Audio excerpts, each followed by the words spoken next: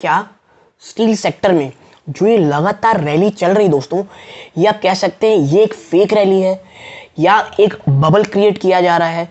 ये क्वेश्चन मेरे दिमाग में और वो निवेशक जो देख रहे हैं कि डिमांड हर जगह पे, जब रिसेशन की बातें चल रही हैं, हर जगह जब ये बातें चल रही हैं कि भाई इन्फ्लेशन लगातार आगे बढ़ रहा है और इकोनॉमीज बहुत स्लो डाउन हो रही है, ऐसे में ऐसा क्या कह लीजिए आप जो रीज़न है या इसके पीछे कारण क्या है कि स्टील स्टॉक, चाहे आप कोई भी उठा के देख लें, चाहे आप टाटा स्टील को देख लें, एक्स डिविडेंड के बाद भी अभी भी ऊपर है, आप जेएसडब्ल्यू स्टील को उठा के देख लें जो कि एक महीने में 15% भी भाग चुका है, आप सेल को उठा के देख लें, ये तमाम स्टॉक काफ़ी अच्छी रैली दिखा चुके हैं। ठीक है, कई निवेशक ये कहेंगे कि भाई करेक्शन भी तो उतना ही स्टीप आया था। अगर आप इस रैली से पहले की बात करेंगे तो स्टॉक्स ने बहुत बहुत बड़ी गिरावटें दिखाई हैं, 30-40% ऊपरी लेवल से स्टॉक करेक्ट हो चुका था। और अब जब बाजार, क्योंकि देखिए निफ्टी भी अगर आप देखेंगे ना तो शानदार रिकवरी दिखाया है अपने निचले स्तरों से, और स्टॉक प्राइस स्टील के वो भी काफ़ी ऊपर चल रहे हैं, और कई न्यूज़ ये निकल गए भाई एफआईआई काफ़ी पॉजिटिव बाजार में। तो क्या ये रीज़न है स्टॉक को बढ़ाने का या स्टॉक में इतनी रैली आने का? तो आप मुझसे पर्सनली पूछेंगे तो मुझे ये लगता है इस रैली के पीछे आप एक कह सकते हैं सरकार का एक डिसीजन है जो निवेशकों को और कंपनीज को लग रहा है कि सरकार वापस लेगी। वो क्या रीज़न है, क्या कह सकते हैं स्लो डाउन का डर, ये कितना ज़्यादा सही है या सिर्फ एक कह लीजिए आप ये आप कह सकते हैं कि जो निवेशक हैं या जो एनालिस्ट हैं वो जो स्लो डाउन की बातें कर रहे हैं जिसको स्टॉक प्राइस अपना ऑलरेडी डिस्काउंटेड कर चुके हैं। नमस्कार दोस्तों, मेरा नाम है ताम मिश्रा और आज बात करने वाला हूं स्टील सेक्टर के ऊपर। सबसे पहले आपको मैं बता दूं कि ये जो मैं आपके साथ चर्चा कर रहा हूं कि क्या ये स्टील सेक्टर की जो रैली है ये एक बबल है, क्या इस बबल से दूर रहना चाहिए, इसको लेकर के सीएलएसए ने हमें कुछ बयान दिया है दोस्तों। ठीक है, आप देखिए सीएलएसए का ये मानना है कि ये जो तेजी देख रहे हैं ना, इसके पीछे का रीजन ये है कि एनालिस्ट प्लस आप कह लीजिए जो शेयर जो कंपनीज हैं वो इस बात के ऊपर बेट कर रही हैं कि सरकार आने वाले समय में जो इन्होंने एक्सपोर्ट ड्यूटी लगाई है उसे हटा ले जाएंगी। ठीक है, और यही कारण है कि स्टॉक निचले स्तरों पे जो ऑलरेडी 30-40% करेक्ट हो चुके थे वहां से काफी अच्छा मोमेंटम दिखा रहे हैं दोस्तों।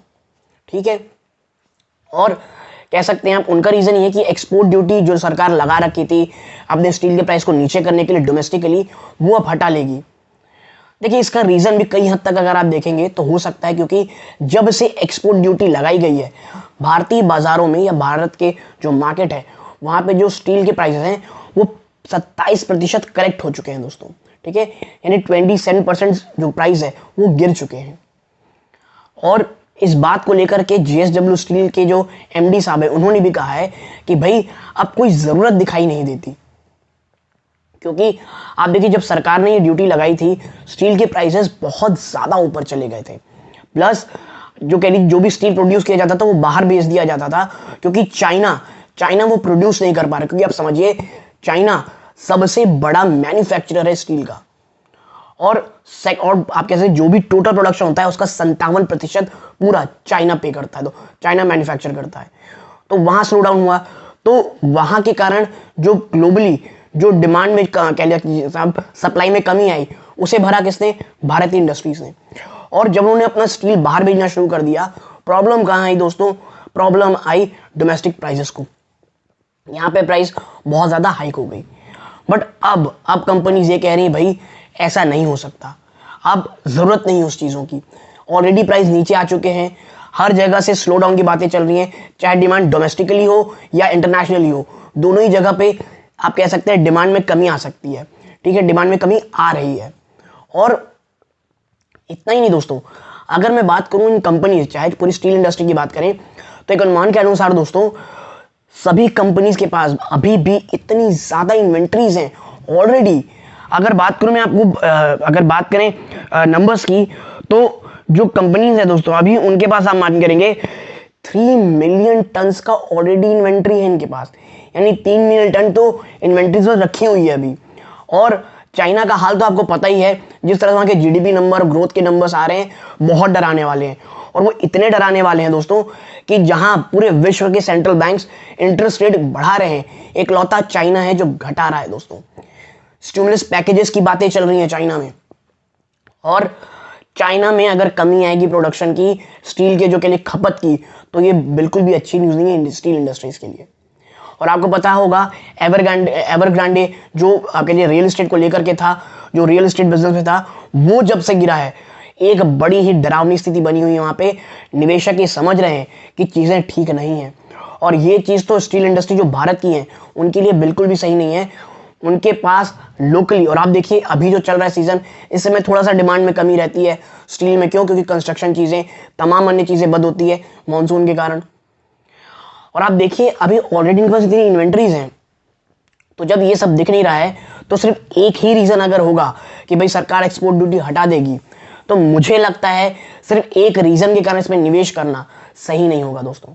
और मैं ये भी बता दूं, मुझे ये लग रहा है पर्सनली कि मान लीजिए सरकार कदम हटा भी लेती है, स्टॉक थोड़ी बहुत रैली दिखा भी देता है 5, 10, 12% की, लेकिन उसके बाद एक गिरावट ज़रूर आएगी दोस्तों, क्योंकि slow down is a reality.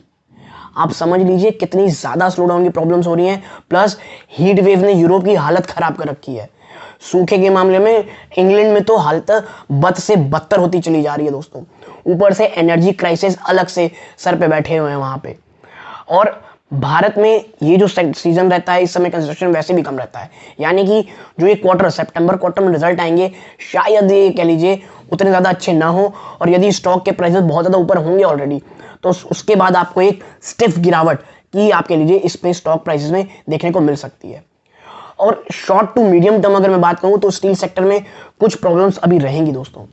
और आपको पता है स्टील सेक्टर एक बहुत ज़्यादा डेट कंपनी रहती है, इनके पास बहुत ज़्यादा डेट्स भी हैं दोस्तों। तो देखना ही होगा कंपनी किस तरह से मैनेज करती है। और यदि सरकार पे दबाव बनाते भी हैं कि भाई प्लीज़ आप एक्सपोर्ट ड्यूटी जो लगा रखे हैं उसे हटाइए, क्योंकि हमारा मुश्किल होता चला जा रहा है बिजनेस, तो शायद मुझे लगता है कि कुछ थोड़ी बहुत और तेजी दिखे, लेकिन थोड़े समय के लिए कंसोलिडेशन तो स्टॉक में देखने को मिलेगा। तो मैं यही कहूँगा, इन स्तरों के ऊपर कोई बहुत बड़ा निवेश करने से प्लीज़ बचें। और चाहे आप कोई भी स्टॉक्स में हो, steel sector as a long term investment मुझे बहुत पसंद रहता है। हाँ, लेकिन वो खरीदारी डिप्स में होनी चाहिए, जब स्टॉक भाग जाए तब नहीं। तो ये मेरा जो कह लीजिए पर्सनल व्यू था स्टील सेक्टर को लेकर के। मुझे बात करने की बहुत ज़रूरत थी और मेरा मन भी था, इसीलिए मैंने इस टॉपिक को चुना और आपके साथ चर्चा की। यदि आपको ये चर्चा अच्छी लगी हो, प्लीज़ वीडियो को लाइक कीजिए। चैनल पहली बार आए हैं ऐसे ही ऑसम एनालिसिस के लिए, चैनल को सब्सक्राइब कर लें, वीडियो को लाइक जरूर कीजिएगा। यहाँ तक जुड़े रहे, इस बात का बहुत बहुत धन्यवाद। ये इस वीडियो का अंत है। जय हिंद दोस्तों।